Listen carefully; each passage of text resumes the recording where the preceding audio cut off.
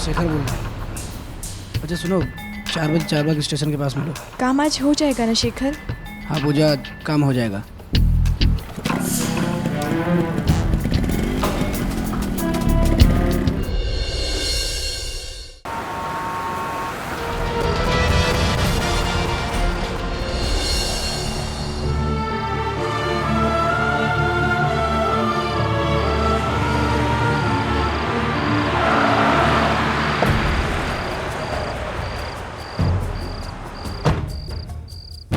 बहन जी,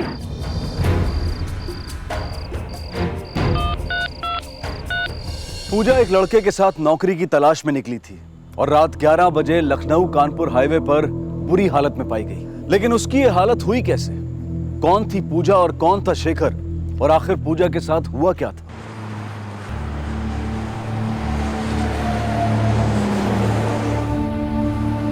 क्या हुआ भाई? कौन है ये लड़की? क्या मालूम, इस तरफ से आई थी। लड़की जिंदा है, हालत बहुत खराब है, एम्बुलेंस बुलाओ। अरे ये तो बहुत घायल लग रही है। इसकी हालत देखकर तो लग रहा है कुछ गड़बड़ है। आजकल गुंडे बदमाश बहुत हो गए, पता नहीं क्या हो रहा है। चलो चलो निकलो यहाँ से, चलो। Number you have dialed is switched off. Please try again later. Shekhar कहाँ रह गया? कुछ बता के नहीं गया क्या? माँ जी, तब से लगा रही हूँ, फोन में स्विच ऑफ आ रहा है, बहुत घबराहट हो रही है। आपके द्वारा डायल किया हुआ नंबर अभी बंद है। समझ में नहीं आ रहा, इतना देरी तो कभी नहीं करते।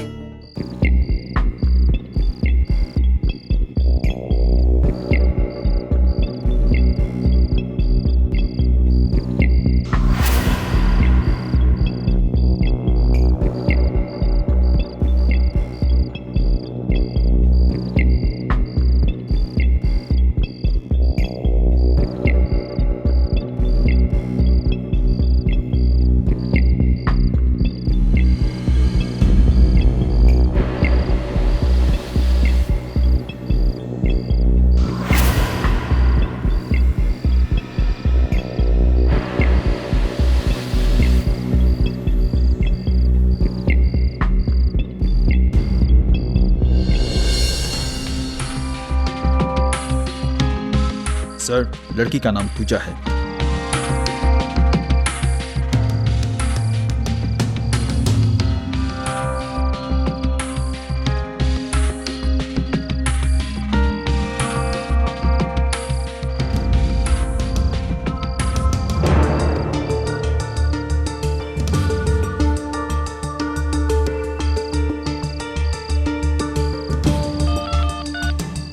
हेलो, आप पूजा की माँ बोल रही हैं?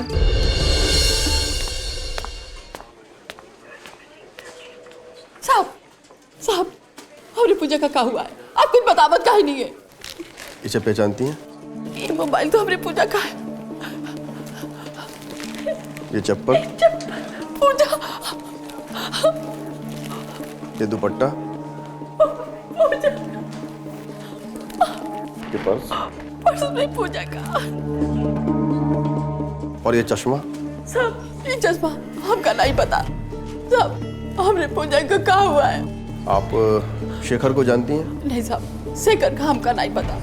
साहब, आप कुछ छुपावत हो, बता हमरे बेटिया का क्या हुआ है? सर, लड़की के साथ रेप हुआ है और मुझे ऐसा लगता है कि गैंग रेप का मामला है। बहुत जख्मी हालत में है, बेसिक ट्रीटमेंट हमने कर दिया है।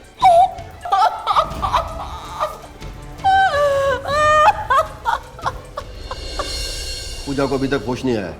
एक काम करो, घटनास्थल से जो भी चीजें बरामद हुई हैं सबकी अच्छे से जांच करवाओ। सर। और पूजा के फोन पे अंतिम कॉल किसी शेखर का आया था। इस शेखर का कच्चा चिट्ठा निकला और टेलीकॉम ऑपरेटर से। सर। और वो जो सेडेटिव मिली है, पता लगा कौन से मेडिकल स्टोर से खरीदी गई है। सर, पेशेंट को होश आ गया। डॉक्टर साहब, बयान लेना बहुत जरूरी है। प्लीज ले लीजिए। पूजा, आपके साथ ये सब किसने किया? शेखर ने। शेखर? हाँ, आगे बोलिए। शेखर ने। देखिए, पेशेंट की हालत खराब हो रही है, आप लोग प्लीज बाहर जाइए। Nurse, injection.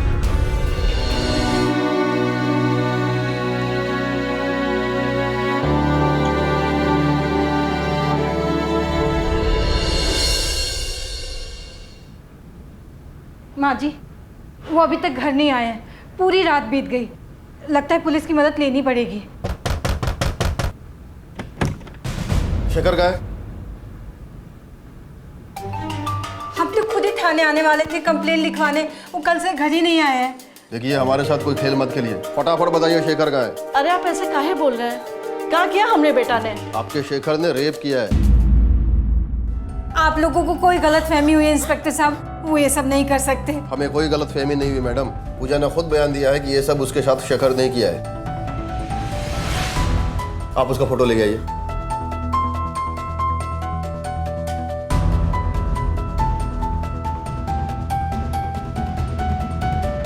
आप पूजा को जानती हैं? पूजा? ये दवाई यहाँ से खरीदी गई थी, किसने बेची थी?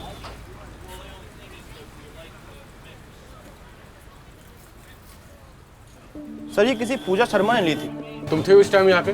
सर, उस वक्त तो बबलू और शेखर थे। सर, मैं तो 3:30 बजे आया क्योंकि शेखर ने हाफ डे लिया हुआ था उस दिन। अभी कहाँ है शेखर? सर, आज तो नहीं आया वो। ये नंबर देखो, ये है उसका नंबर। हाँ, नंबर तो उसी का है। क्या हुआ सर? वो आए तो इन्फॉर्म करो। Okay sir. तुम यहाँ सिविल ड्रेस में तैनात रहना, नजर रखना, और तुम सर को इन्फॉर्म करो। ये है पूजा, ध्यान से देखिए।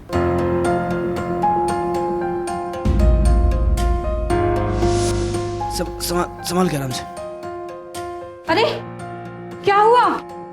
हाँ? कौन है ये? अमृता, ये पूजा है। मेडिकल स्टोर पे दवाई लेने आई थी। कह रही थी काम ढूंढने निकली और बात करते करते अचानक बेहोश हो गई, तो मैं इसे घर ले आया। ठीक हो? बेटा, ये लो पानी पियो। लो।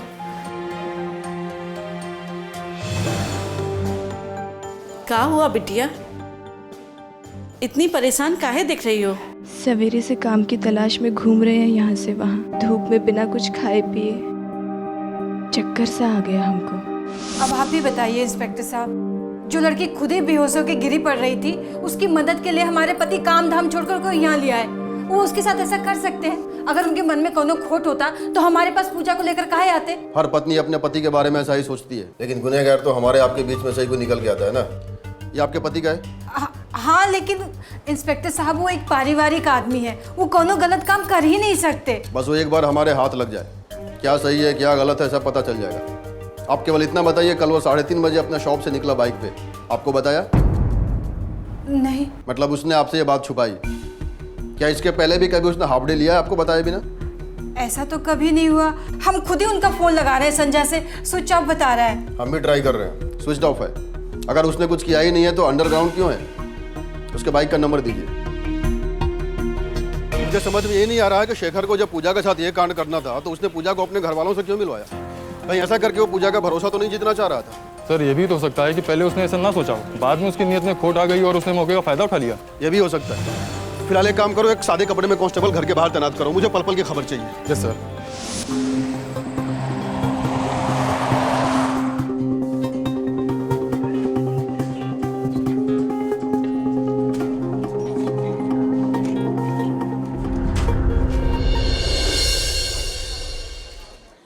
हम आपकी हालत समझ सकते हैं, लेकिन हमारे लिए कुछ सवाल पूछने बहुत जरूरी है। प्लीज हमें निडर होकर बताइए। 4 लोग थे, बस शेखर याद है हमें। उसके साथ उसके 3 साथी भी थे,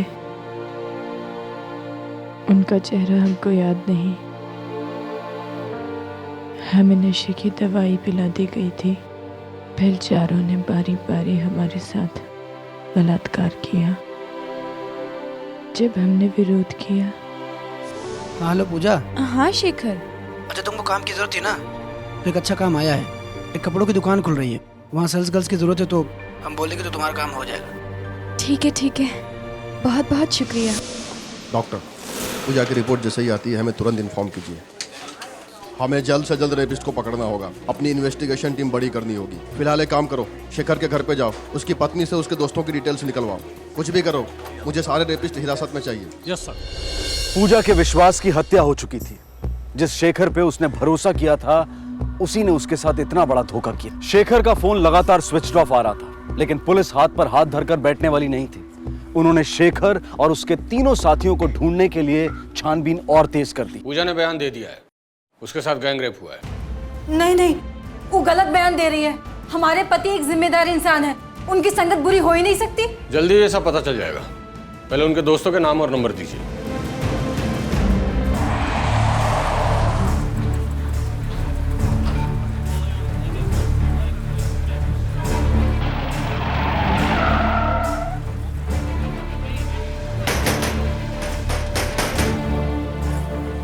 विजय। जी सर। अरे सर मैंने क्या किया? अरे सर मैंने क्या किया?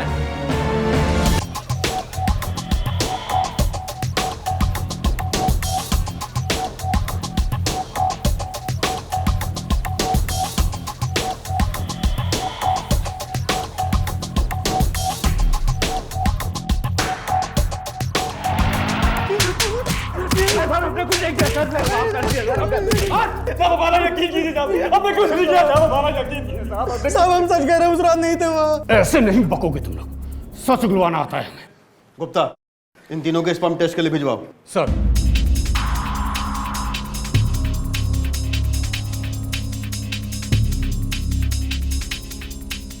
ये फोटो गौर से देखो। इन दोनों को कभी देखा है? जी साहब देखा है, अभी कुछ दिन पहले यहाँ से लस्सी पी के गए। केवल ये दोनों थे कि इनके साथ इनके दोस्त भी थे? नहीं साहब, ये दोनों अकेले थे। पक्का? जी साहब। लगता है शेखर ने पूजा के लस्सी में ड्रग यहाँ मिलाया और उसके बाकी दोस्तों ने वहाँ वारदात की जगह पे उसको ज्वाइन किया।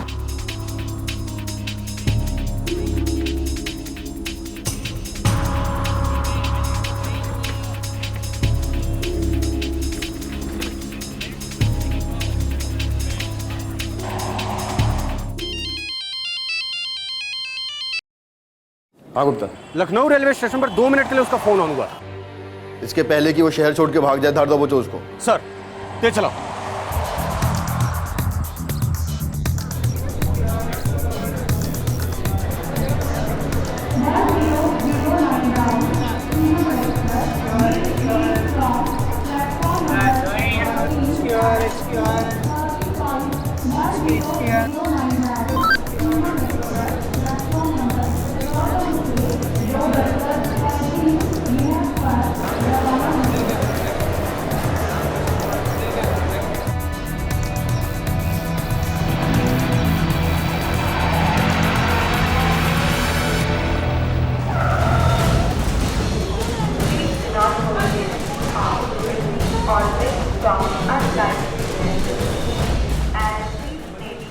शेखर का मोबाइल फिर से स्विच ऑफ हो गया। शेखर जहां काम करता था, जहां रहता था, जहां पूजा को लेकर गया था, पुलिस उन सभी इलाकों का चप्पा चप्पा छान रही थी। शेखर के 3 दोस्त पुलिस हिरासत में थे, लेकिन शेखर का अभी तक कुछ पता नहीं चला था, बल्कि उसे पकड़ पाना और मुश्किल होता जा रहा था। पुलिस ने शेखर के मोबाइल को ट्रैक किया, लेकिन उसका मोबाइल हर बार अपनी लोकेशन बदल रहा था। साहब, हमारे पति 3 दिन से गायब हैं। हमारी बात मानिए साहब। वो गायब नहीं है, अंडरग्राउंड है। अरे साहब ऐसा नहीं है साहब, वो पारिवारिक आदमी है और उनके तीनों दोस्त भी बहुत अच्छे इंसान है साहब। आप हम पर विश्वास कीजिए साहब। साहब हमारे पति के साथ कुछ गड़बड़ हो रहा है साहब। साहब उनको ढूंढने में मदद करिए साहब। उनके साथ कोनो एक्सीडेंट हो गया। आप सिर्फ अपने बारे में सोचती हैं। केवल एक बार अपने आप को उस लड़की के जगह पे रख के देखिए जिसके साथ गैंगरेप हुआ है। आप अंदाजा भी नहीं लगा सकती वो किस मेंटल ट्रॉमा से गुजर रही है।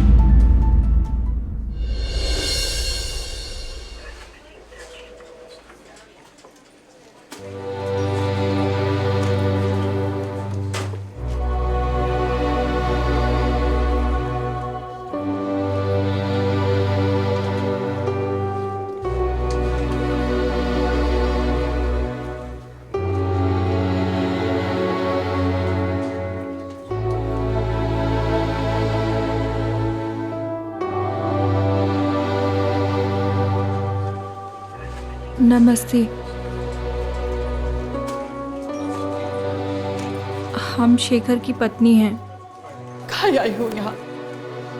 अपनी बिटिया का तमाशा देखने आई हूँ। तुम्हारा पति इंसान नहीं, राक्षस है, राक्षस।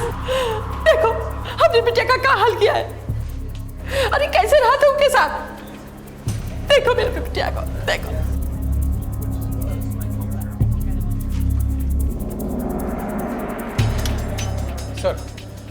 सर फॉरेंसिक रिपोर्ट आ गई है। सर पूजा की टेस्ट रिपोर्ट में 4 अलग अलग डीएनए पाए गए हैं और उसमें बहुत ज़्यादा मात्रा में वही ड्रग मिला है सर जिसकी फॉइल हमें मिली थी सेडेटिव की। लेकिन सर शेखर के तीनों दोस्तों के स्पर्म सैंपल मैच नहीं हुए जो पूजा के शरीर में पाए गए थे। तो फिर वे 3 लोग कौन हैं जिनके साथ मिलकर शेखर ने यह गैंगरेप किया?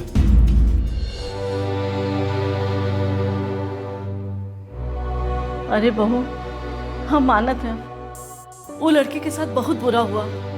शेखर को हम पैदा किए हैं, उसका स्वभाव जानत है, वो इतनी घिनौनी हरकत नहीं कर सकत।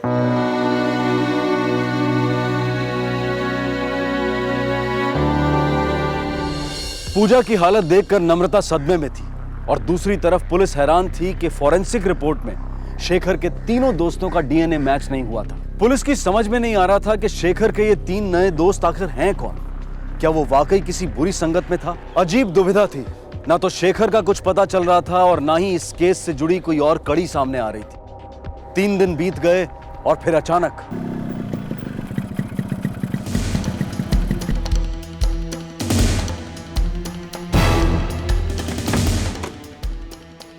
शेखर, कहाँ था तू इतने दिन? आप आ गए? कहाँ चले गए थे? 3 दिन से कुछ अता पता नहीं है। यहाँ कितना हंगामा हो गया है, हम कितना परेशान हो गए थे। कहाँ गायब थे? और फोन का स्विच ऑफ था। अरे फोन तो हमारे पास ही था। अरे कहाँ लगा? अरे उसने कुछ नहीं किया। अरे उसने कुछ नहीं किया। कहाँ लेके जा रहे हो?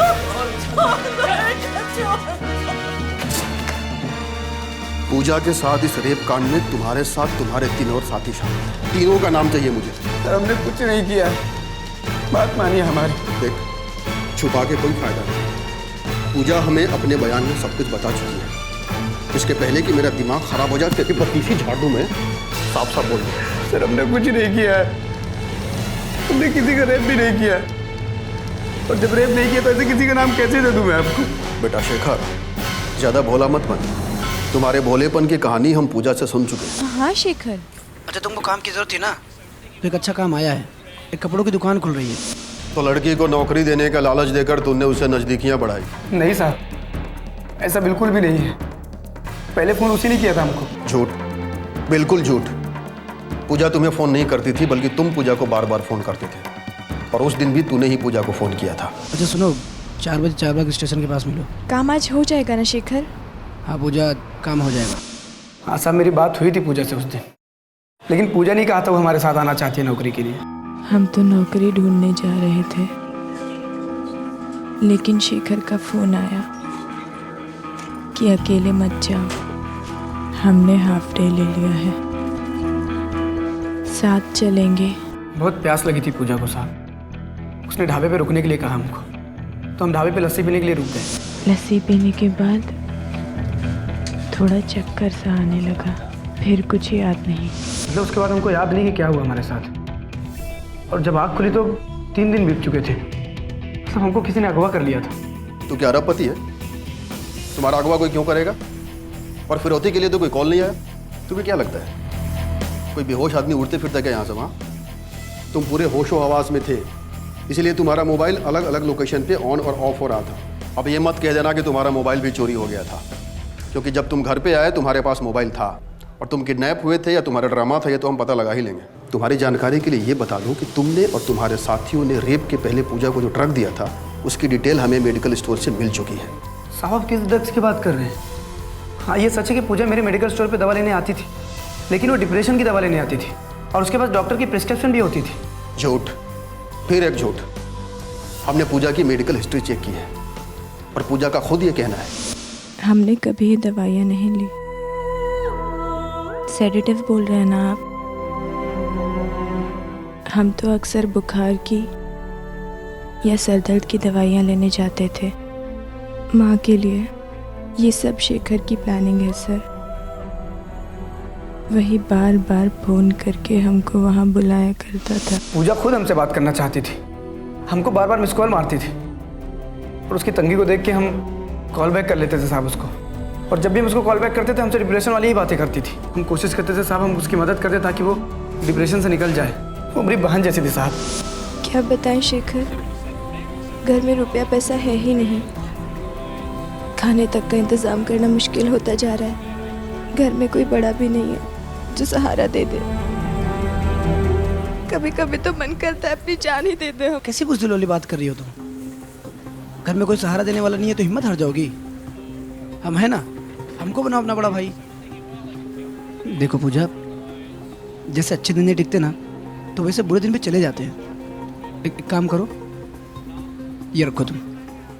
अरे रखो, बड़े भाई हम तुम्हारे, और कभी भी जरूरत पड़े हमको याद करना, ठीक है? उसने हमदर्दी दिखाकर अपने जाल में फांस लिया हमें, फिर मौका देखकर गिरगिट की तरह रंग बदल लिया। साहब अब खुद सोचिए, अगर हमने रेप किया होता तो हम घर वापस क्यों आते? अपने आपको पकड़वाने। तुम घर वापस इसलिए आए ताकि तुम पे किसी का शक ना जाए। बड़े ही शातिर आदमी हो तुम, और 3 दिन तक तुम छुपे हुए रहे ताकि तुम एक्सक्यूजेज जमा कर सको। कोई फायदा नहीं होगा। मैं तुमसे आखिरी बार पूछता हूँ, तीनों साथियों के नाम बता दो मुझे। सर अब 1000 बार पूछेंगे तो हमारा एक ही जवाब होगा, हमने रेप नहीं किया। नहीं किया मतलब नहीं किया है। इसके स्पर्म का टेस्ट करवाओ। सर तू बचेगा नहीं।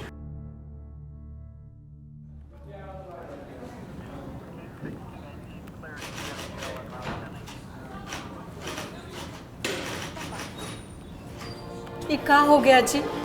पुलिस वाले कह रहे हैं कि ये सामूहिक बलात्कार का मामला है, और वो टीवी वाले भी चिल्ला चिल्ला कर यही सब बता रहे हैं। सब झूठ है लम्बो, चाहे पुलिस वाले कुछ भी कहें या ये टीवी वाले कुछ भी कहें, पर हमने कुछ नहीं किया है।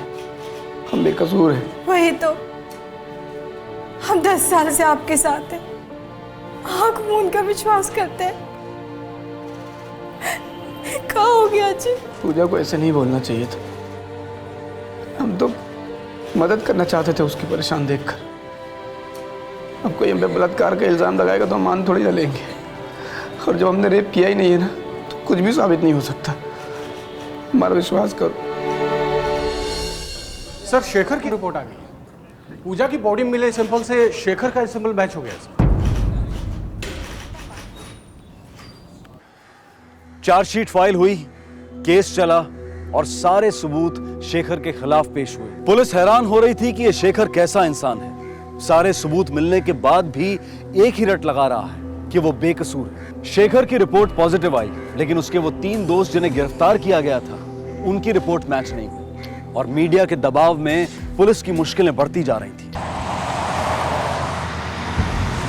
सर मीडिया ने नाक में दम कर रखा है। लेकिन उनका सवाल भी जायज है गुप्ता। हाँ सर, मेन रेपिस्ट को पकड़ लेने के बाद भी उसके बाकी तीनों साथी तक हम अभी भी नहीं पहुंच पाए। जबकि सर शेखर और पूजा दोनों साथ में उस लस्सी वाले ढाबे पहुंचे थे, दोनों ने साथ में लस्सी पी।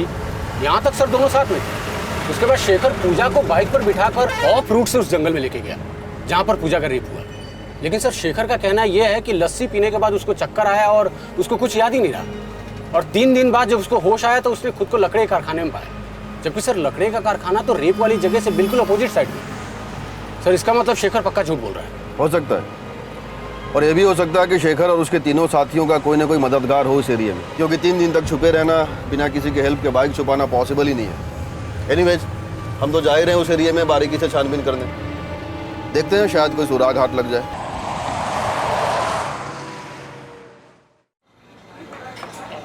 पूजा और शेखर ने लस्सी यहाँ पी थी। यहाँ से हम दोनों 2 डायरेक्शन में जाएंगे। मैं जाऊँगा इधर क्राइम स्पॉट की ओर, और तुम जाओगे इधर, क्योंकि शेखर ने इधर ही खुद को होश में आने के बाद पड़ा हुआ पाया था। ओके सर, तुम दोनों मेरे साथ आओ। चलो।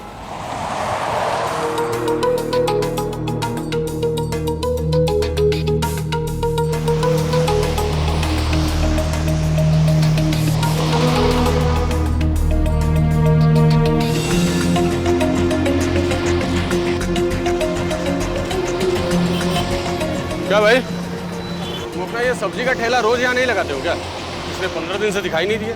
साहब बहुत चोट आ गया था, यही मारे 10-15 दिन आए नहीं हम। अच्छा, 15 दिन पहले मंगलवार को कुछ गड़बड़ हुआ था क्या? 3 बदमाश को ढूंढ रहे हैं। गड़बड़? हाँ साहब, बहुत बड़ा गड़बड़ हुआ था। देख नहीं रहे, सब तुड़ा फुड़ा के बैठे हैं, सब पी पाक के गाड़ी चलाते हैं।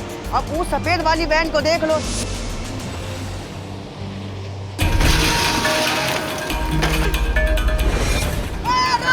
ठीक चला रहा है क्या? साला सब नुकसान कर गया। देखी खिड़की टूटी थी, पता नहीं कौन जल्दी में रहे, ठोक के चला गया हमको। हमारा ठिलिया भी तोड़ गया और हमारा सब्जी का सारा नुकसान करके चले गए साहब। यही मारे हम कई दिन दिखाई नहीं दिए। और कुछ? और हाँ साहब, उस सफेद वाली वैन के पीछे चद्दर में कुछ रखा हुआ था। अच्छा, उस गाड़ी का नंबर याद है तुम? साहब, गाड़ी का नंबर प्लेट टूटा हुआ था और आखिरी का 2 नंबर याद है, 8 और 9। सफेद कार, टूटी हुई नंबर प्लेट, बेतहाशा भाग रहे थे, सब्जी वाले के ठेले को उड़ाया। इतनी कहानी तो हमें पता है, तो सिर्फ इतना बता दे तुम्हारे साथ था कौन कौन। साहब आप क्या बात कर रहे हैं? कौन सी गाड़ी, कौन सा साथी? सर वो सफेद कार मिल गई है, उसके मालिक का भी पता चल गया है। उसका नाम आकाश है और आकाश ने वो गाड़ी सेकंड हैंड खरीदी थी।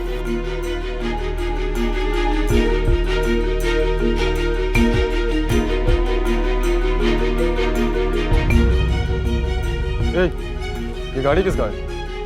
वो साहब उसका।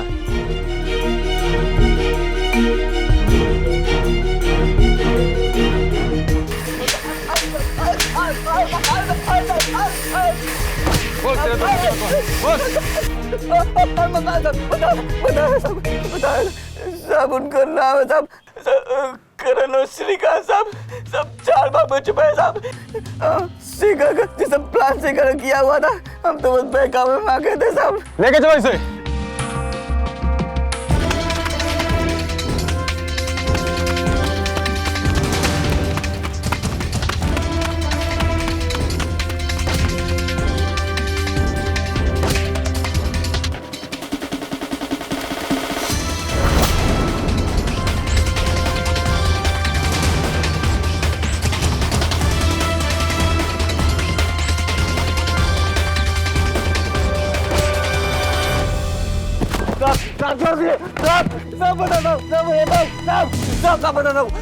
साहब ये सब शेखर की प्लानिंग थी साहब, उसी के कहने पे हम लोगों ने किया साहब। तुम्हारे तीनों साथी अपना गुनाह कबूल कर चुके हैं। अब यह साफ हो गया है कि तुम चारों ने मिलकर ही रेप किया था। उनके स्पर्म सैंपल और डीएनए मैच कर गए हैं। तुम्हारा तो पहले ही मैच कर गया था। अब सीधे सीधे अपना गुनाह कबूल कर। साहब ये हमारे साथ सरासर गलत हो रहा है। जब हमने कोई गुनाह किया नहीं तो फिर हम कैसे कबूले? हम तुमसे कभी मिले भी नहीं, हमको जानते तक नहीं है साहब।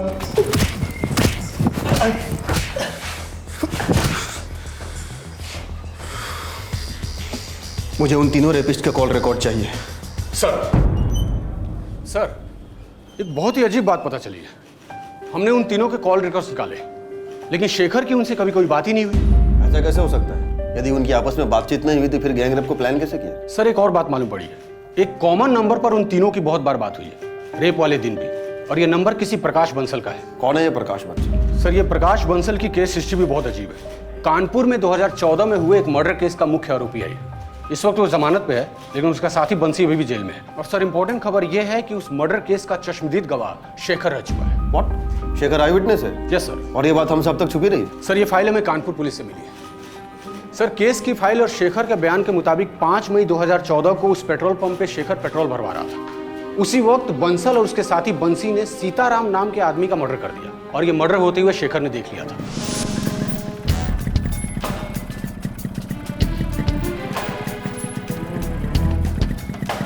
अरे भैया कौन है? अरे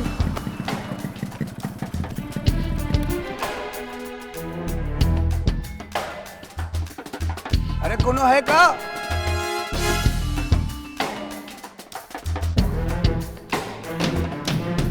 भाई जी अम्मा कसम गलती हो गई, आइंदा कभी नहीं करेगा भाई जी।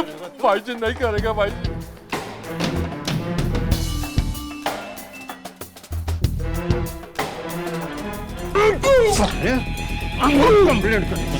शेखर इस मर्डर का चश्मदीद गवाह बन गया और ये दोनों आरोपी अरेस्ट भी हुए।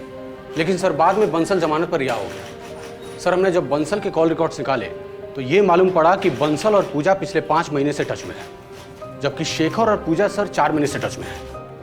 मामला अब समझ में आ रहा है। उन 3 लोगों को जो हमने पकड़ा है ना, चलो उनकी खातिरदारी करते हैं। सर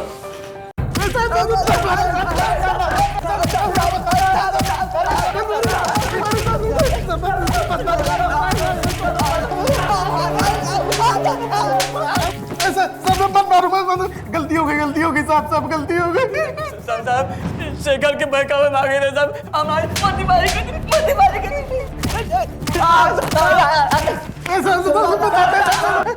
मत मारिए मत साहब, मारिए उसे, बता दे सब कुछ सच बता दे साहब।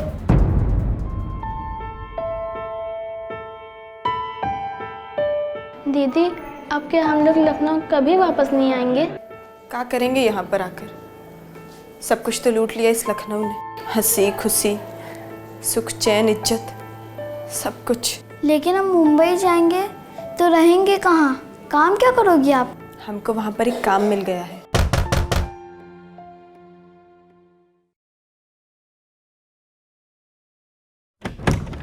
पूजा, केस से रिलेटेड कुछ जानकारी मिली है हमें, आपको हमारे साथ पुलिस स्टेशन चलना होगा। सर हमें यहाँ क्यों बुलाया गया है? बात क्या है? कोई हमें बताता क्यों नहीं? बता देंगे बंसल जी, मैडम को तो आ जाने दीजिए।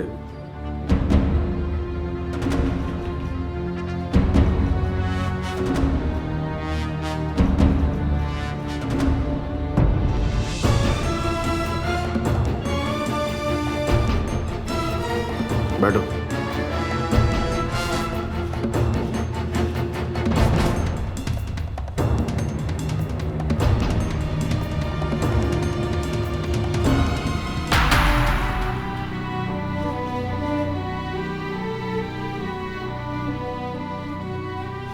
आप इनको जानते हैं? जी नहीं। पूजा, आप इनको जानती हो? नहीं सर। सर ये दोनों तो एक दूसरे को बिल्कुल नहीं जानते। लेकिन हम कुछ जानते हैं। ये रहे आपके कॉल रिकॉर्ड्स और ये रहे आपके कॉल रिकॉर्ड्स। आप दोनों पिछले 5 महीने से एक दूसरे से लगातार बातचीत कर रहे थे। इतना ही नहीं, वे तीनों लड़के जिनके स्पर्म सैंपल पूजा की रिपोर्ट से मैच हुए हैं, आप उनसे पिछले 4 महीने से टच में हो। और ये है हमारे लिए हुकुम का इक्का, आपके कानपुर मर्डर केस की हिस्ट्री फाइल। वही सीताराम मर्डर केस। इस केस में शेखर, जी हाँ वही शेखर जिसने पूजा के बयान के हिसाब से पूजा के साथ बलात्कार किया है, इस केस में आई विटनेस है। और ये क्या है पता है? Blank paper. इसमें अभी तक हमने कुछ भी नहीं लिखा है, क्योंकि इसमें अब हम वो सच लिखेंगे जो तुम हमें बताओगे और अभी बताओगे। बको।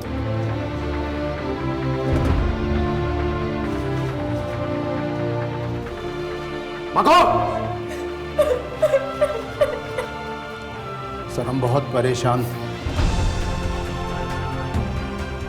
क्या करें कैसे करें कि शेखर हमारे रास्ते से हट जाए। उसके चश्मदीद गवाह होने के चलते हमारा जेल जाना तय था। हमने सोचा कि शेखर को अगर किसी और केस में फंसा दिया जाए तो हमारा केस कमज़ोर हो जाएगा। गवाह होने के चलते वो अपराधी साबित होगा।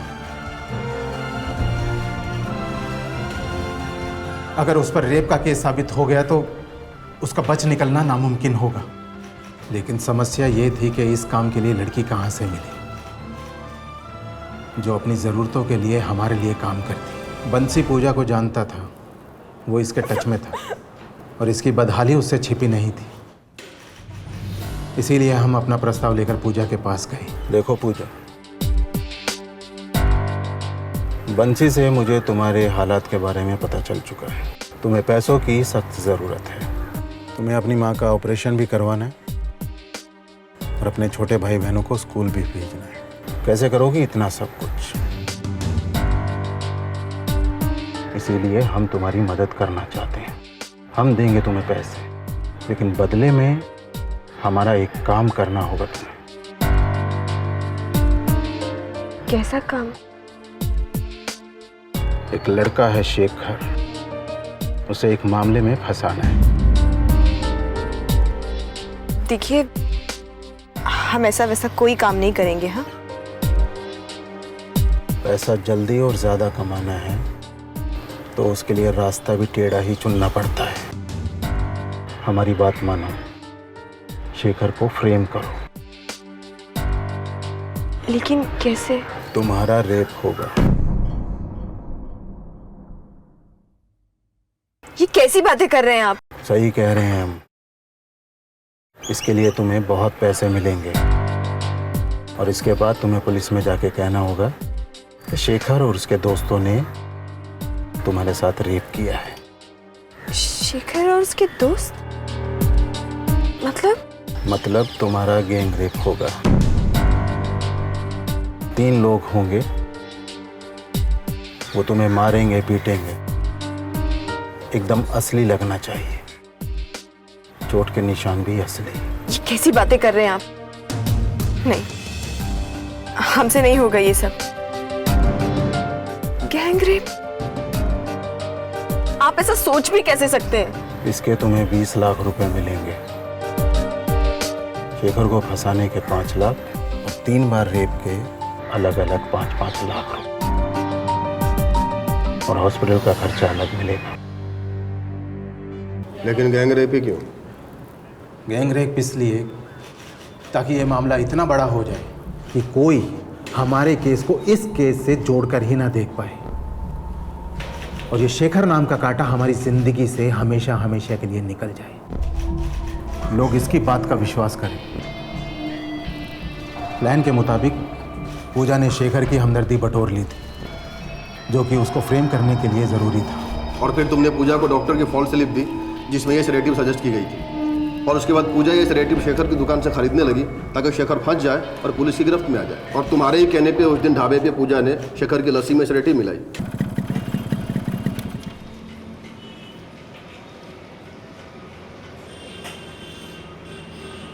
भैया 2 लस्सी देना।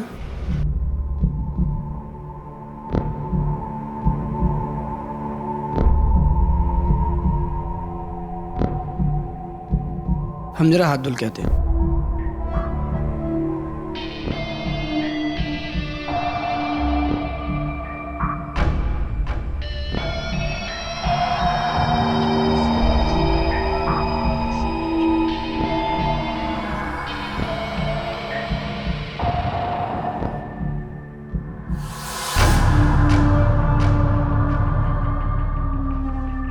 जब शेखर बेहोश हो गया तो हमारे कुछ आदमियों ने उसे एक चादर में लपेटा और सफ़ेद कार में डाल दिया।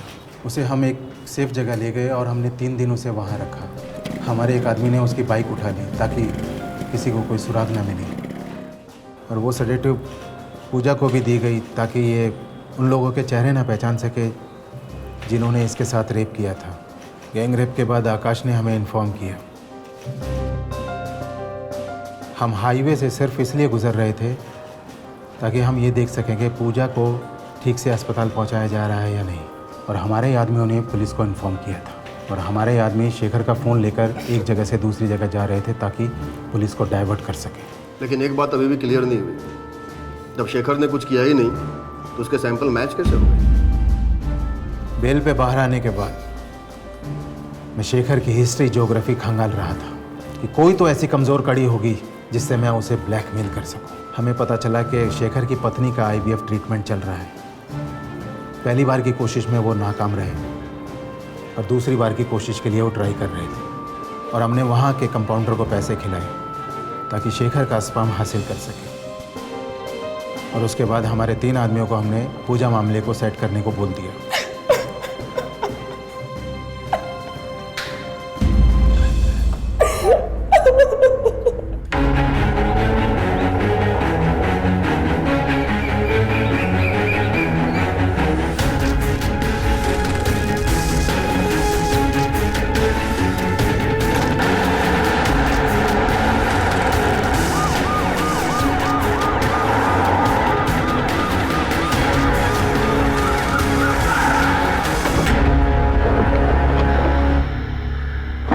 सर ये वो जगह है जहाँ हमें जली हुई लाश मिली। और कुछ क्लू? लाश बुरी तरह जली हुई थी, अगर कोई क्लू रहा भी होगा तो जल गया होगा। ठीक है।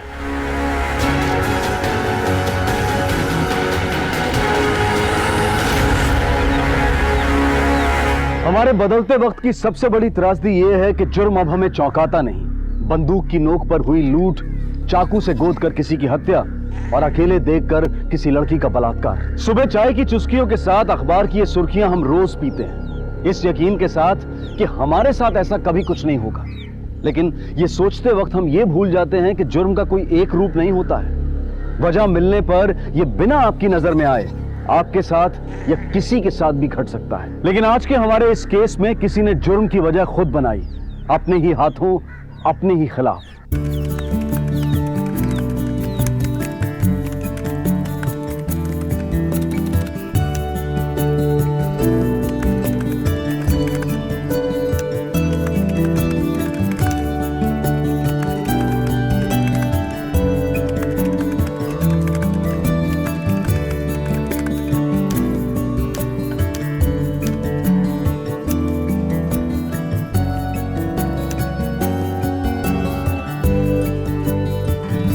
ये देखिए, बॉडी लगभग 60% जल चुकी थी, इसलिए इस पर किसी तरीके का मार्क या निशान मौजूद नहीं है जिससे बॉडी की शिनाख्त हो पाए। पोस्टमार्टम से हमें सिर्फ इतना पता चला है कि ये बॉडी किसी पुरुष की है और उसकी उम्र 45 से 48 साल के बीच में होगी। मर्डर किस चीज से हुआ है? किसी भारी चीज से, जैसे लकड़ी का कोई मोटा डंडा या फिर लोहे की रॉड से कई बार वार करके मारा गया और उसके बाद बॉडी पर डीजल डालकर उसे जला दिया गया। सर, पोस्टमार्टम के दौरान एक बात और सामने आई है कि मरने वाले के हिप में एक आर्टिफिशियल हिप जॉइंट था। बेसिकली ओरिजिनल हिप जॉइंट जब फ्रैक्चर होता है तो उसके बदले मेटल का हिप जॉइंट डालकर हम रिप्लेस कर देते हैं। मतलब जो हिप जॉइंट का सीरियल नंबर है उससे हमें हॉस्पिटल का और हॉस्पिटल से इस आदमी का पता चल सकता है। बिल्कुल।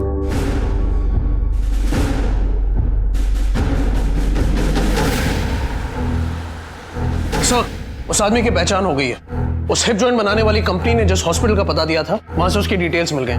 उसका नाम विक्रम सूद है, एक डायमंड मर्चेंट है, मरीन ड्राइव में रहता है।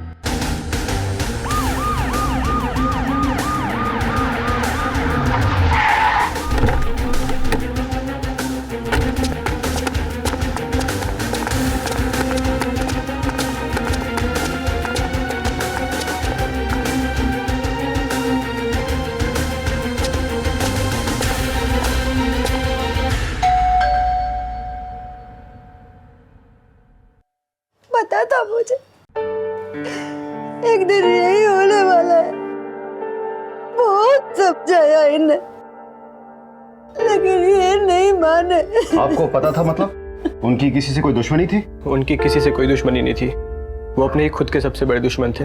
मतलब ये कि उनका बिहेवियर और उनकी लाइफस्टाइल दोनों अपनी उम्र के लोगों के जैसी नहीं थी।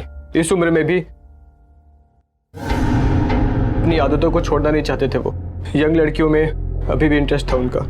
हमें उनका कमरा देखना है और उनकी एक फोटोग्राफ भी चाहिए होगी हमें। हमारा एक और फ्लैट है इसी बिल्डिंग में, 8th फ्लोर पर। डैड मोस्टली वहीं रहा करते थे, पर हमें वहां जाने की परमिशन नहीं थी। चलिए वो कमरा दिखाइए, आइए।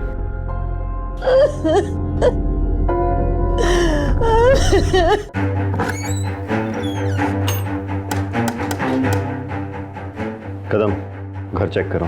Yes sir.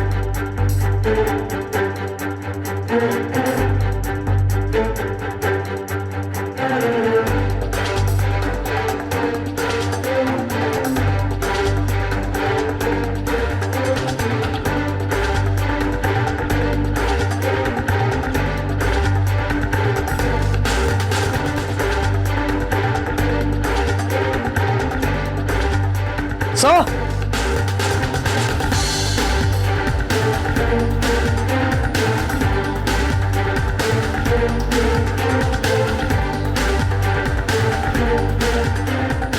पासवर्ड।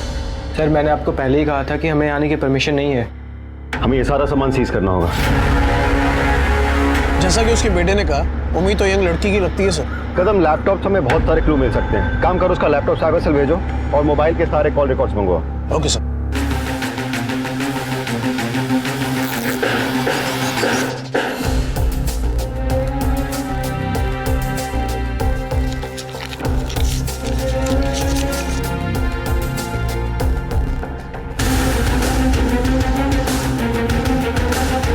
सेल की लास्ट लोकेशन वो सही है?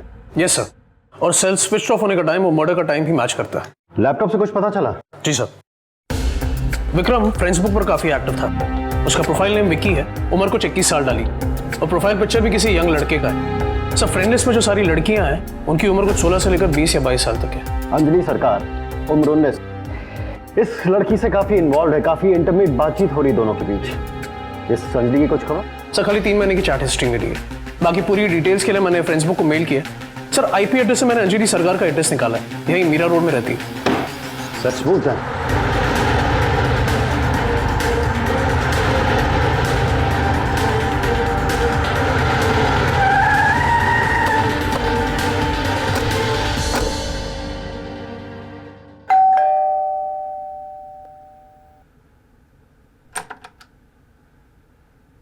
जी, हमें एक मर्डर के सिलसिले में अंजलि सरकार से बात करनी, उसे बुलाइए।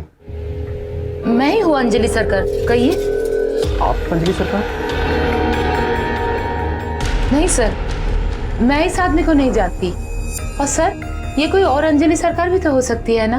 बिल्कुल हो सकती है, लेकिन इसका और आपका आईपी एड्रेस सेम नहीं हो सकता। इंटरनेट के जिस कनेक्शन के थ्रू इस अंजलि सरकार और विक्रम की चैटिंग हुआ करती थी, वो अनफॉर्चुनेटली आपके नाम पर है। कदम, हमें इस अंजलि सरकार की तलाश है। सर ये तो रिया है सर, मेरी बेटी है ये। आपकी बेटी रिया? जी। कहाँ है, बुलाइए उसने। मैं नहीं जानती हूँ सर। 2 दिन पहले मुझसे नाराज होकर कहीं चली गई है। मतलब आपकी बेटी भी उस दिन से गायब है जिस दिन से ये मर्डर हुआ? सर ये आप क्या कह रहे हैं? मेरी बेटी रिया है। हमें उसका कमरा देखना है। कदम चेक करो। हमें रिया और आपका लैपटॉप चाहिए। जी सर, मेरे पास कोई लैपटॉप नहीं है सर, मुझे तो यूज करना तक नहीं आता। रिया के पास है, लेकिन वो शायद लेके गई है। शायद मतलब? जब वो गई तब मैं घर पे नहीं थी, ऑफिस में थी। सर कुछ भी नहीं मिला। देखिए, अगर आपको उसका कोई कांटेक्ट या कोई इन्फॉर्मेशन मिलती है तो तुरंत पुलिस से संपर्क करिए। चलो। की बातों से तो ये लग रहा है कि कुछ नहीं जानती, लेकिन इसके बेटी के इस तरह बिना बताए चले जाने की बात को समझ में नहीं आई। पता करो और साथ ही इस माँ बेटी और विक्रम का बैकग्राउंड चेक करो। Okay sir.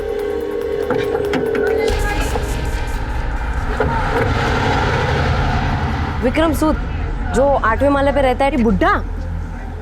Vikram was a sex maniac, हमेशा यंग लड़कियों पर ही नजर रहती थी उसकी। रिया हमारी काफी क्लोज फ्रेंड है। She is a cool girl, shorted type, but थोड़ी मूडी है। अब देखिए ना, पता नहीं अचानक कहाँ गायब होगी। नो, अंजलि को कंप्यूटर ऑपरेट करना नहीं आता, इसलिए हमारे ऑफिस की एक बैक जॉब के लिए उसका प्रमोशन नहीं हो सका। बॉयफ्रेंड? सर एक फ्रेंड है उसका, बॉबी। रिया उसके साथ काफी टाइम स्पेंड करती है और वो उसके घर भी आता जाता है। शायद वो उसका बॉयफ्रेंड हो। कहाँ रहता, कोई आइडिया?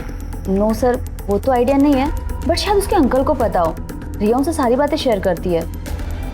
ये सर, यही है।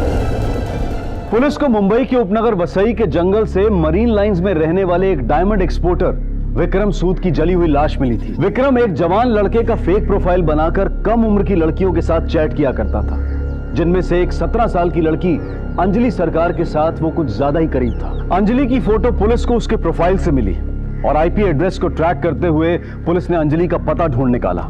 लेकिन जब पुलिस उस पते पर पहुंची तो मामला सुलझने की बजाय उलझता गया, क्योंकि जिस अंजलि को वो 17 साल की लड़की समझ रहे थे, वो एक 35-36 साल की महिला निकली। प्रोफाइल में सिर्फ अंजलि का नाम इस्तेमाल किया गया था और प्रोफाइल पिक्चर में उसकी बेटी की तस्वीर का। तो फिर विक्रम के साथ कौन चैट किया करता था? तो किसने बनाया था ये फेक प्रोफाइल? अंजलि की बेटी रिया सरकार ने, या फिर कोई और था जो अपनी पहचान छुपाकर ये खेल खेल रहा था? और क्या चैटिंग का यही खेल विक्रम की हत्या की वजह बना? सर तीनों का बैकग्राउंड चेक कर लिया, 2 इंपॉर्टेंट इन्फॉर्मेशन मिली है। एक तो ये कि अंजलि के ऑफिस के मैनेजर का कहना है कि उसे कंप्यूटर ऑपरेट नहीं करना आता, और दूसरा एक लड़के का नाम आया, बॉबी, जो शायद रिया का बॉयफ्रेंड भी हो सकता है। और कुछ? हाँ सर, अंजलि की पर्सनल इन्फॉर्मेशन मिली।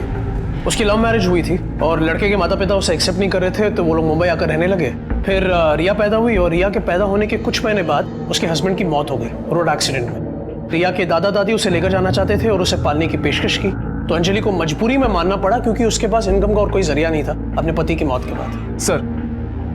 सर विक्रम सूद के कॉल लिस्ट से मिले उन दोनों नंबर्स के रिकॉर्ड्स मिल गए हैं। सर इसमें से पहला नंबर रिया सरकार के नाम पर है, जिस पर एग्जैक्टली 3 महीनों से बातचीत हो रही है, और दूसरा नंबर 5-6 महीने पहले एक्टिवेट हुआ था, जो खुद विक्रम सूद के नाम पर रजिस्टर्ड है, और इसका बिल भी विक्रम सूद के बैंक अकाउंट से डिडक्ट होता आ रहा है। इसके अलावा सर इन दोनों सेल फोन की लास्ट लोकेशन वसई है, वही जो विक्रम सूद के मोबाइल की थी। कदम, इससे एक बात तो साबित हो जाती है कि विक्रम के कत्ल में इस लड़की रिया का कोई ना कोई कनेक्शन तो जरूर है, और यह भी हो सकता है कि इस पूरे मामले में कोई तीसरा भी इन्वॉल्व हो, वो आदमी जिसे विक्रम ने अपने नाम पे मोबाइल लेकर दिया। और जब कत्ल हुआ तो ये तीनों लोग एक ही एरिया में थे। हो सकता है साथ साथ या फिर अलग अलग। सर तीसरा आदमी अगर बॉबी है, हमने अंजलि से तो बॉबी के बारे में कुछ पूछा ही नहीं। कदम, अंजलि से बात करके कोई फायदा नहीं, क्योंकि जिस माँ को घर रहते ये नहीं पता कि उसकी बेटी दरवाजा बंद करके क्या कर रही है, तो उसे उसके बॉयफ्रेंड के बारे में नहीं पता होगा। वैसे कदम, हमने कोलकाता पुलिस को इन्फॉर्म किया था कि वो रिया के दादा दादी से बात करें, वहां से कुछ खबर आई क्या? जी सर, उनसे अपडेट तो आया। दादा दादी को रिया ने कांटेक्ट नहीं किया। इनफैक्ट उसके दादा को हार्ट अटैक आया तो वो हॉस्पिटलाइज थे, इसलिए वो आ नहीं पाए। पर काफी परेशान थे ये लोग रिया के। यानी रिया का गायब होना और अंजलि के मैनेजर का ये बताना कि उसे कंप्यूटर चलाना नहीं आता, इससे एक बात तो साबित हो जाती है कि रिया ने ही फेक प्रोफाइल बनाई है और चैटिंग की है। और रिया तक पहुंचने के लिए हमें बॉबी तक पहुंचना बहुत जरूरी है।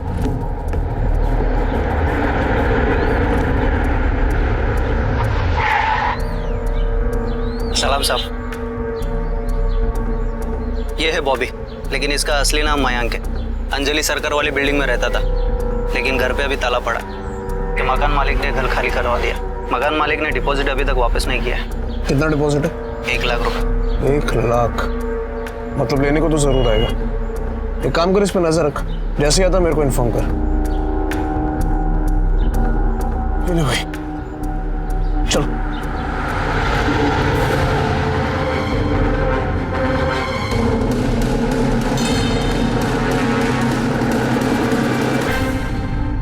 तो अब तक की जांच के बाद कहानी कुछ यूं बनती है कदम कि विक्रम और रिया एक दूसरे से फेक प्रोफाइल के थ्रू चैट किया करते थे, फिर फोन पे बातें होने लगी और फिर मिले भी। रिया ने विक्रम की एज को नजरअंदाज करते हुए उसे एक्सेप्ट भी कर लिया, हो सकता है पैसों की वजह से। और कदम यहां पर एंट्री होती है रिया के बॉयफ्रेंड बॉबी की, जो रातों रात अपना घर खाली करके फरार हो गया। राइट कदम, ये बॉबी तीसरा शख्स हो सकता है जो उस मर्डर वाली रात विक्रम और रिया के साथ वसई में था। और यह भी हो सकता है कि बॉबी को विक्रम और रिया के रिलेशनशिप के बारे में पता था, उसे गुस्सा आया और उसने गुस्से में इन दोनों का कत्ल कर दिया। सर इस थ्योरी के हिसाब से हमें विक्रम की लाश के साथ रिया की लाश भी मिलनी चाहिए थी, जो कि मिली नहीं। उसका क्या हुआ? इसका जवाब तो बॉबी दे सकता है। सर फेसबुक से अंजलि और विक्रम की कंप्लीट चैट हिस्ट्री आ गई है। अंजलि की प्रोफाइल से विक्रम को एक अकाउंट नंबर भेजा गया, जिसमें विक्रम ने कई बार कैश ट्रांसफर किया थ्रू नेट बैंकिंग। मैंने साइबर सेल से कहा है वो हमें अकाउंट नंबर भेज रहे हैं। हाँ तो कदम, बैंक से इस अकाउंट और ट्रांजैक्शन की डिटेल्स निकलवाओ। आई एम श्योर ये उसी लड़की का नाम होगा जो विक्रम से चैट किया करती थी। प्रोफाइल फेक हो सकता है, लेकिन बैंक अकाउंट कभी नहीं। कुसुम अटलरी, बैंगलोर, आर यू श्योर? जी हाँ सर, ये अकाउंट कुसुम अटलरी के नाम पे ही है और हमारी बैंगलोर ब्रांच का अकाउंट है। जिन एटीएम से पैसे निकाले गए उनमें से कुछ आपके बैंक के भी हैं। उनकी सीसीटीवी फुटेज चाहिए मुझे। बिल्कुल मिल जाएगी सर। जी सर, मैं जानती हूँ कुसुम को, मेरी कॉलेज फ्रेंड है, बैंगलोर में रहती है, बस 1 साल से यूएस गई है। तो उसका कुछ होम लोन्स और पर्सनल लोन्स चल रहे हैं, तो इसीलिए उसका जो चेकबुक है और एटीएम कार्ड मुझे देकर गई है, ताकि कोई जरूरत पड़े तो मैं देख लूं। अंजलि सरकार के फेक अकाउंट से कुसुम अतलुरी का वही अकाउंट विक्रम सूद को दिया जाता है, जिसमें वो अलग अलग वक्त पर अलग अलग रकम जमा करता है और जिसे आपकी बेटी रिया मुंबई के अलग अलग एटीएम से विड्रॉ करती है। सर ये इम्पॉसिबल है सर, वो एटीएम कार्ड मेरे पास है, मेरी अलमारी में है सर, वो रिया कैसे यूज कर सकती है? वैसे सरकार, हमारे पास ऐसी बहुत सारी एटीएम्स की सीसीटीवी फुटेज है जिसमें आपकी बेटी रिया पैसे विड्रॉ करते हुए साफ साफ दिखाई देती है।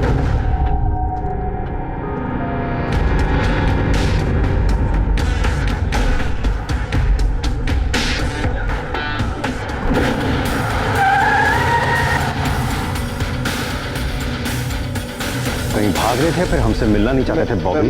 नहीं सर, मैंने कुछ नहीं किया सर। तो रातों रात फ्लैट खाली करके क्यों भाग गया था? मुझे पता चला था कि आप लोग मुझे ढूंढ रहे, मैं डर गया था। मुझे लगा जरूर आप लोगों को मेरे और रिया के मॉम के बारे में पता चल गया होगा। क्या पता चल गया होगा? सर मेरे और अंजलि के बीच में रिलेशंस थे। मैं रिया का नहीं, अंजलि का बॉयफ्रेंड था।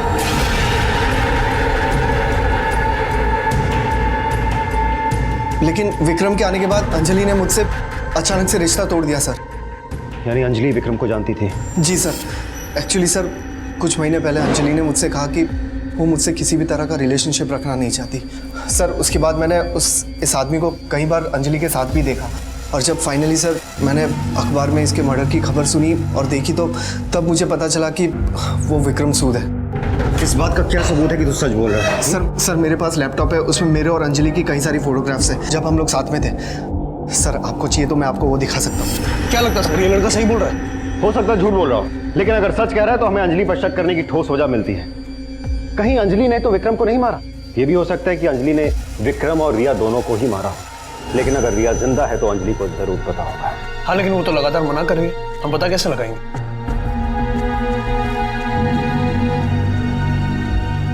एक काम करो,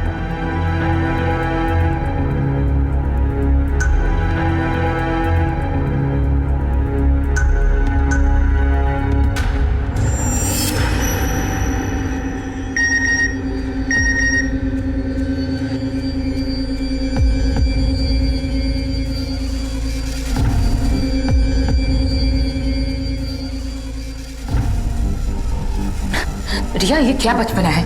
मैंने कहा था ना तुम्हें कि मुझे कांटेक्ट मत करना। सब इंस्पेक्टर कदम बोल रहा हूँ, दरवाजा खोलिए।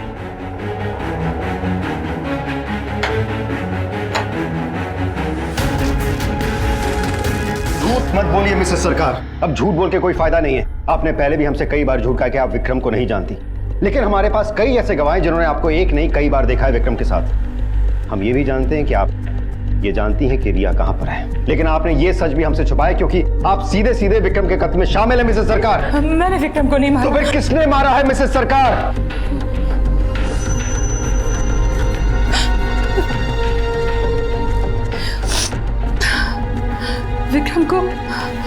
विक्रम को रिया ने मारा सर। मैं जानती थी रिया विकी नाम के एक 24 साल के लड़के के साथ चैट करती है। फिर एक दिन रिया से मिलने विकी हमारे घर आए और उसे देखकर रिया और मेरे हम दोनों के होश उड़ गए। रिया, हाय, आप कौन? हम विकी, विक्रम सूद।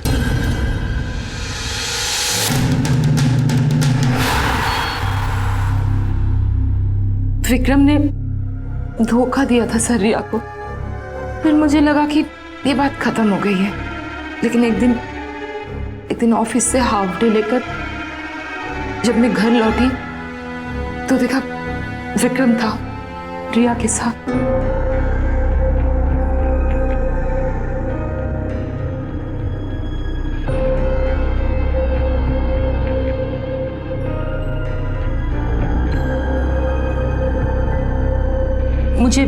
मुझे विक्रम और रिया की दोस्ती पसंद नहीं। मुझे पता था सर कि विक्रम रिया का इस्तेमाल कर रहा है, लेकिन मैं कुछ बोल भी नहीं पाई। रिया को डांट भी नहीं सकती थी। बचपन से अलग रहने की वजह से ऐसा रिश्ता भी नहीं था हमारे बीच, और फिर डर भी था कि कहीं मुझसे नाराज होकर रिया दूर न चले जाए। सोचा कि धीरे धीरे उसे समझा दो, लेकिन मैं उसे समझा पाती उससे पहले ही एक दिन। रिया, कहाँ हो तुम? मम्मा, मम्मा आप यहाँ जल्दी आ जाइए प्लीज। कहाँ हो तुम? हाँ, कहाँ हो? मम्मा प्लीज जल्दी आ जाइए प्लीज। रिया ने मुझे बताया कि विक्रम उसे अपने फार्म हाउस वसाई में ले गए हैं और वहाँ ले जाकर उसके साथ जबरदस्ती करने की कोशिश कर। रिया अपने आप को किसी भी तरह बचा के एक कमरे में बंद कर लिया था और वहाँ से मुझे फ़ोन कर रही थी सर। मुझे फ़ोन पे उसने एड्रेस समझाया और मैं किसी भी तरह पहुँची हूँ।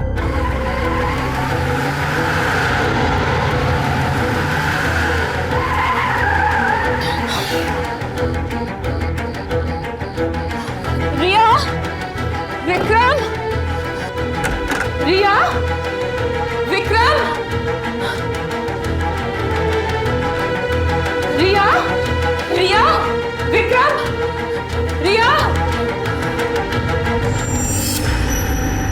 उन दोनों को ढूंढते हुए जब मैं फार्म हाउस के पीछे वाले जंगल में पहुंची तो वहाँ पे विक्रम की लाश पड़ी हुई थी। मिसेस सरकार, हमें उस फार्म हाउस और रिया का एड्रेस चाहिए। एक माँ खुद अपनी ही बेटी के कातिल होने की गवाही दे रही थी। शक की जो सुई रिया से घूमकर अंजलि की तरफ आई थी, अब अंजलि की गवाही के बाद वो वापस रिया की तरफ घूम गई थी। तो क्या अंजलि सच कह रही? क्या रिया ही विक्रम सूद की असली कातिल थी? पुलिस और कानून सिर्फ सबूतों की भाषा सुनते, समझते और बोलते हैं, और इस केस में अब तक जितने भी सबूत मिले थे वो सारे रिया के खिलाफ थे। तो क्या कत्ल का यह मामला सुलझ चुका था या फिर इस केस में अब भी कोई और मोड़ आना बाकी था?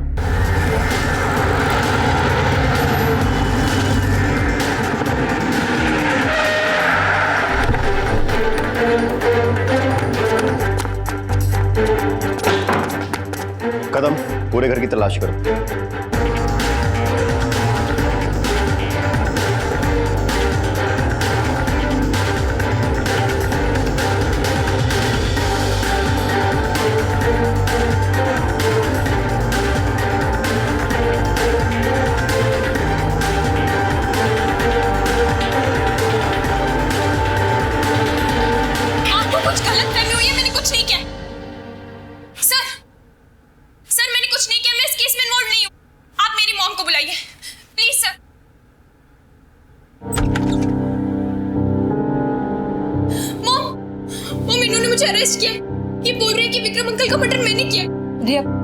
रिया, सच्चाई छिपाने से कोई फायदा नहीं। मैंने बहुत कोशिश किया रिया, पर मुझे बताना ही पड़ा कि विक्रम की मौत तुम्हारे हाथ हुई अपनी इज्जत बचाने के लिए। ये आप क्या कह रही है मॉम? रिया, तुमने कोई गलती नहीं की बेटा, कुछ गलत नहीं किया। कोई भी लड़की होती तो यही करती। लायर, दादी और दादी सही कहते थे, खुद को बचाने के लिए आपने मुझे फंसा दिया। सर बिलीव मी, मैंने कुछ नहीं किया। मॉम ने जो कहा झूठ कहा। सर बिलीव मी, मैंने कुछ भी नहीं किया।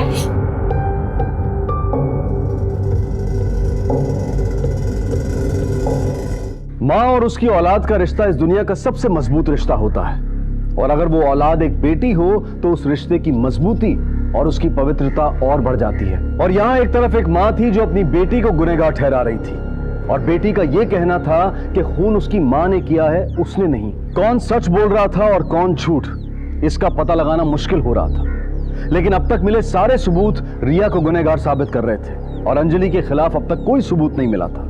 तो फिर वो कौन था जो न सिर्फ कानून को धोखा दे रहा था, बल्कि इस पवित्र रिश्ते को भी शर्मसार कर रहा था? ये देखिए सर,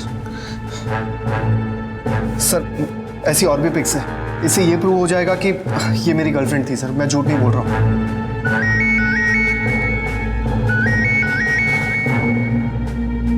हाँ बोलो सर। जिस लैपटॉप से अंजलि या रिया विक्रम से चैटिंग कर रहे थे, साइबर सेल ने वो लोकेट कर ली। लोकेशन? धारावी।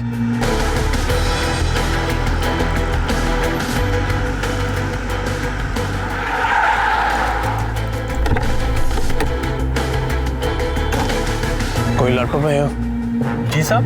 हिंदी समझ में नहीं आती। कोई लैपटॉप है कि नहीं तेरे पास? हाँ, एक लैपटॉप हमने चोर बाजार से खरीदा है साहब, हमारे बेटे के लिए 1500 रुपये देकर। लेकर आओ। अरे भाई राजू, वो लैपटॉप लाना तो।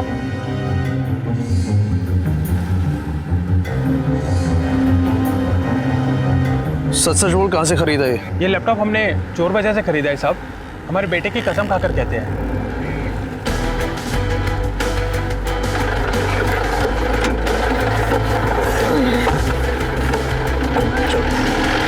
क्या? Okay thanks sir. जो लैपटॉप हमें मिला है वो अंजलि के नाम पे। गुड।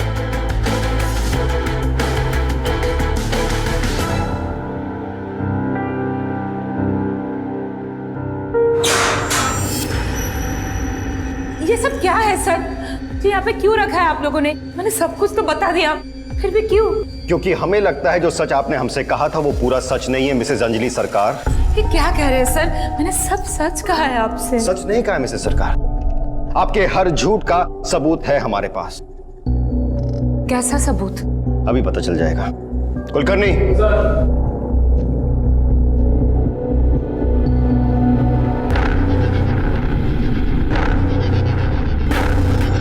शुक्र है मिसेस सरकार, आपने पहचान तो लिया अपने पुराने बॉयफ्रेंड को, वरना हमें लग रहा था कि विक्रम की तरह आप इसे भी पहचानने से इनकार कर देंगे। ये सब आप क्या कह रहे हैं सर? ये लड़का मेरा बॉयफ्रेंड कैसे हो सकता है? इसे तो मैं जानती तक नहीं। कुलकर्णी,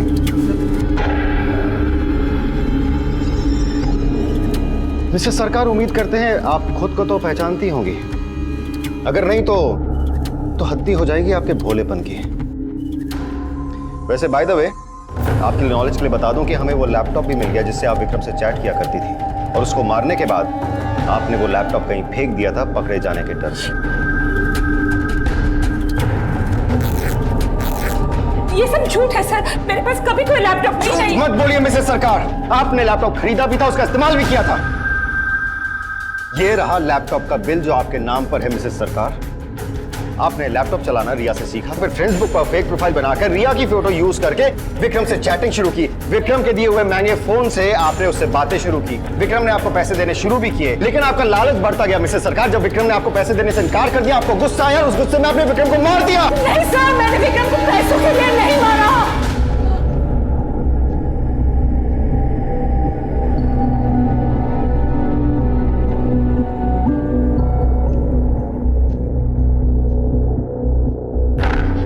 हाँ, मैं मानती हूँ मैंने ही मारा विक्रम को। मैंने ही फेसबुक पे फेक प्रोफाइल खोला। पर सर, ऐसा कुछ करने की प्लानिंग नहीं थी मेरी।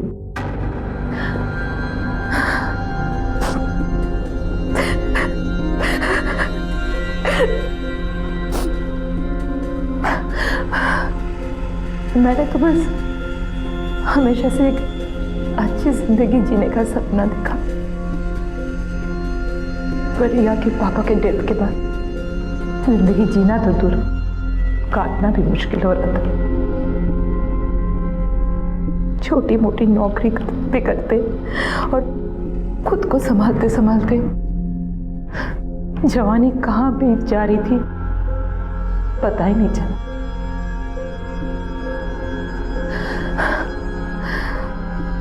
मेरी उम्र और फ्रस्ट्रेशन दोनों बढ़ती जा रही थी। सिर्फ बॉबी नहीं सर, उससे पहले भी कई लोग आए मेरी जिंदगी में और चले गए।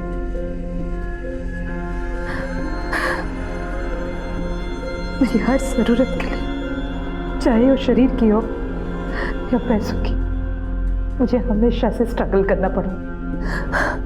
और इसी के बीच रिया आई कोलकाता से। उसी के थ्रू मुझे पता चला फेसबुक क्या है। उसने सिखाया कैसे फेसबुक पे अपना प्रोफाइल बनाया जाता है और कैसे नए नए लोगों से दोस्ती किया जाता है। मेरे सामने तो जैसे पूरी नई दुनिया खुल गई सर। हाँ, मैंने फेसबुक पर अपना प्रोफाइल बनाया और उस पर रिया की पिक्चर लगाया, क्योंकि वो यंग थी और सुंदर भी।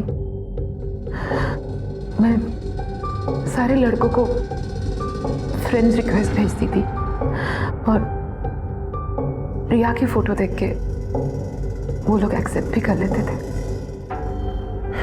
और वही मुझे विक्रम मिला।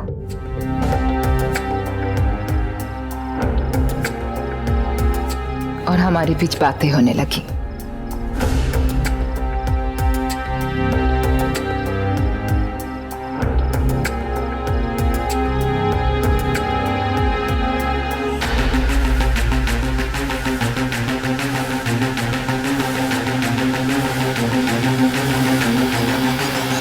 विक्रम मुझसे बात करना चाहता था, लेकिन मुझे डर था कि कहीं मेरी आवाज़ से उसे मेरी उम्र का पता न चल जाए, तो इसलिए उसे टालने के लिए मैंने कह दिया कि मेरे पास कोई मोबाइल नहीं है। उसने मुझसे मेरा एड्रेस मांगा और फिर एक महंगा मोबाइल फ़ोन भेज दिया, वो भी एक पोस्टपेड कार्ड के साथ। और फिर हमने पहली बार एक दूसरे से बात की। हाँ, मुझे भी बहुत अच्छा लग रहा है तुमसे बात करके, लेकिन तुम्हारी आवाज़ ना किसी एडल्ट आदमी की जैसे लग रही है ना।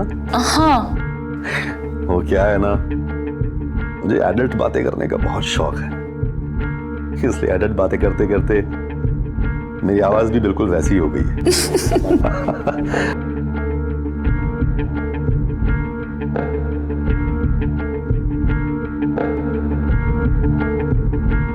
हम दोनों ही एक दूसरे को धोखा दे रहे थे और शायद इसलिए सच्चाई महसूस करने के बाद भी हमने अनदेखा कर दिया।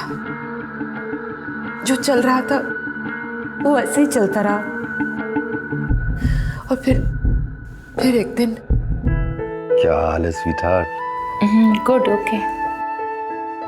क्या बात है, कुछ परेशान सी लग रही हो? नथिंग। कुछ तो है, प्लीज टेल मी जान।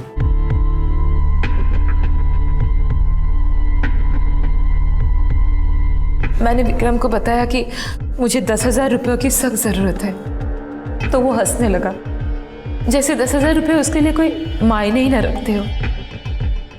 मुझसे मेरा अकाउंट नंबर मांगा, तो मैंने मेरी फ्रेंड कुसुम का अकाउंट नंबर दे दिया। ये मेरे एक फ्रेंड का अकाउंट है, कुसुम अटुलरी। मेरा कोई अकाउंट नहीं है, पर तुम इसमें पैसे डालोगे ना तो मुझे मिल जाएगा। Just give me 10 minutes, हाँ? और थोड़ी ही देर बाद विक्रम ने मुझे बताया कि उसने मेरे उस अकाउंट में पैसे डिपॉजिट कर दिए हैं। मैं जब भी पैसे मांगती थी, विक्रम उसी अकाउंट में जमा कर दिया करता था। और तुम उन पैसों से अपनी जरूरतें और अपना शौक पूरा किया करती थी। पर एटीएम फुटेज में तो रिया दिखाई दे रही। क्योंकि मैं ऑफिस जाती थी सर, ऑफिस की बस से, और बस को बीच में रुकवा कर एटीएम जाना पॉसिबल नहीं था। इसलिए तुम रिया को भेजती थी पैसे निकालने के लिए। उसके बाद क्या हुआ?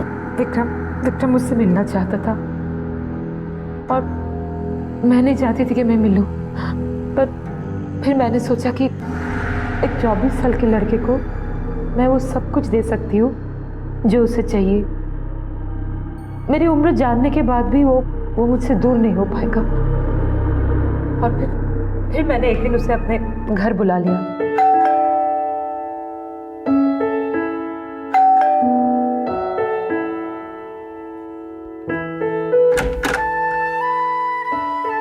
Hello. Yes. I want to meet Anjali. Anjali Sarkar. हाँ, मैं ही हूँ अंजलि सरकार, बोलिए। आप अंजलि सरकार है? जी हाँ, और आप? मेरा नाम विक्रम सूद।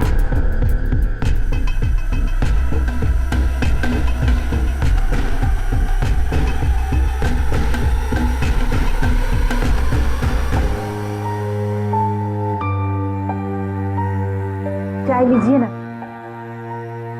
लीजिए। नहीं थैंक्स, मैं चाय नहीं पीता। ओह, अब चाय नहीं पीते तो कॉफी? जी नहीं, आई थिंक मुझे चलना चाहिए। सुनिए ना, देखिए मैं क्या कह रही थी कि जो भी हुआ, जैसे भी हुआ, हम दोनों ने एक दूसरे से छुपाया कि हम फिर भी आप मुझे पसंद है।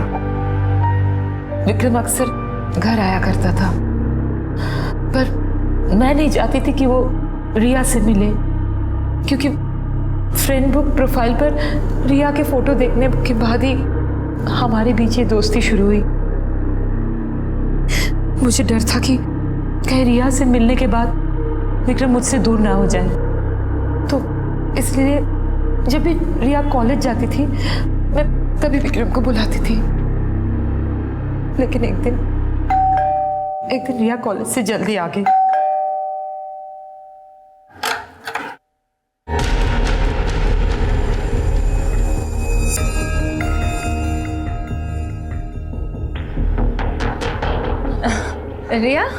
रिया तुम आज इतनी जल्दी कॉलेज से आ गई? यस मॉम, वो 3 लेक्चर्स कैंसिल हो गए थे तो। अच्छा। रिया, ये एक्चुअली मेरे दूर के रिलेटिव है, मेरे कजिन विक्रम। बस अभी दिल्ली से मुंबई शिफ्ट हुए हैं। ओके। Hello uncle. हेलो बेटा।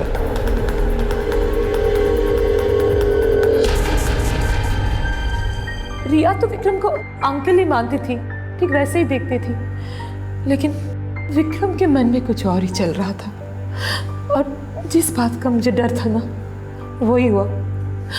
विक्रम मुझसे दूर जा रहा था और रिया की तरफ खींचता जा रहा था। मुझे बिल्कुल इग्नोर कर रहा था, और ये मुझे साफ नजर आ रहा था, पर मैं उसे कुछ बोल भी नहीं पा रही थी, क्योंकि मैं उसे नाराज भी नहीं करना चाहती थी। वो इसलिए क्योंकि वो तुम्हें पैसे देता था। तुम ये भी भूल गए कि रिया तुम्हारी अपनी बेटी है। माँ बेटी जैसे कोई रिश्ता नहीं था हमारे बीच। और अब तो मुझे रिया से जलन होने लगी थी, क्योंकि रिया की वजह से विक्रम मुझे नजरअंदाज कर रहा था।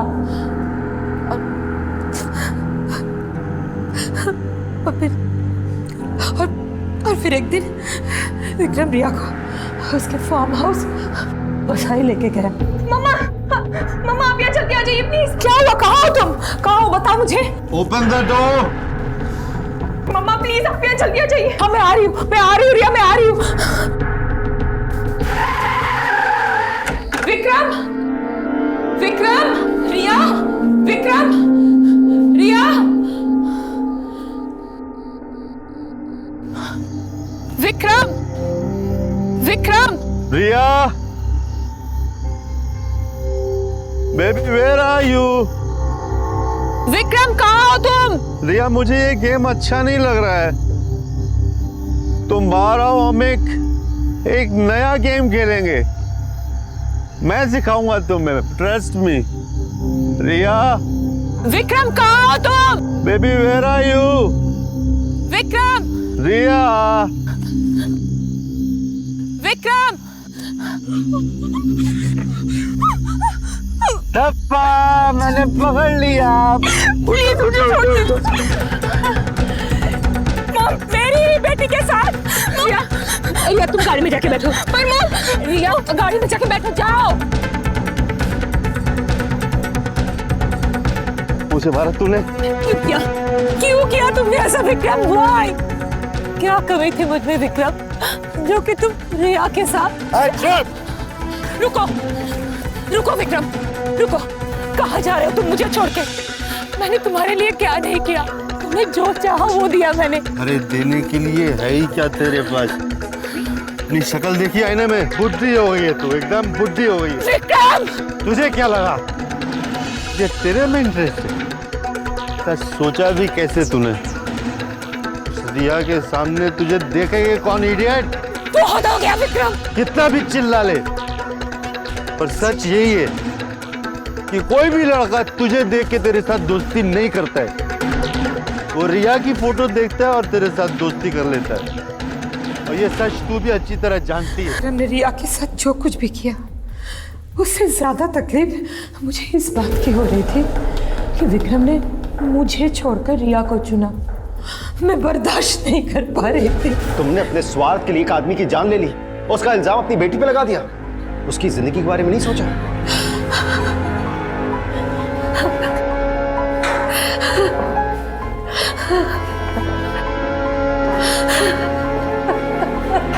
झूठ, धोखा और इंसान की बेलगाम कामनाएं, इनमें से कुछ भी नया नहीं है। इन बुराइयों और इस तरह की इंसानी कमजोरियों की वजह से हुए जुर्म की कई कहानियां हमने पहले भी देखी और सुनी है, लेकिन इस कहानी में अलग था वो माध्यम जो जुर्म की वजह बना, यानी इंटरनेट, सोशल मीडिया। ये आज हमारी दुनिया का अहम हिस्सा नहीं बल्कि कुछ लोगों के लिए पूरी दुनिया बन चुका है, जहां सिर्फ एक क्लिक पर रिश्ते जोड़े भी जाते हैं और तोड़े भी। लेकिन यहां एक इंसान नहीं बल्कि उस इंसान की गढ़ी हुई वो तस्वीर आपके सामने होती है जिसे वो खुद बनाता है, कई बार दूसरों को तो कई बार अपने आप को धोखा देने के लिए, जैसा कि अंजलि और विक्रम ने किया।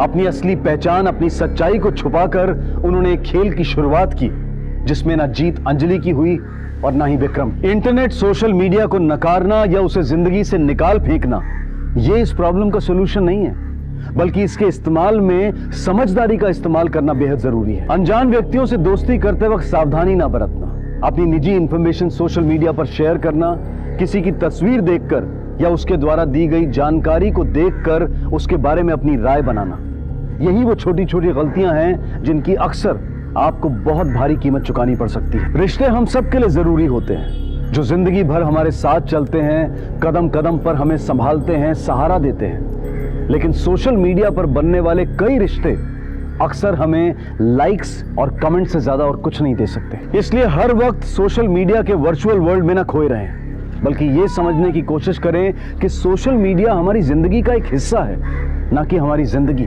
आपसे फिर मुलाकात होगी अगले एपिसोड में एक और नए केस के साथ। तब तक अपना और अपने परिवार का ख्याल रखें और देखते रहें क्राइम पेट्रोल डायल 100। सबक एक को, सीख हम सबको। जय हिंद। क्राइम पेट्रोल के और भी दिलचस्प कहानी देखने के लिए हमारे चैनल को सब्सक्राइब करें और बेल आइकॉन दबाना न भूलें।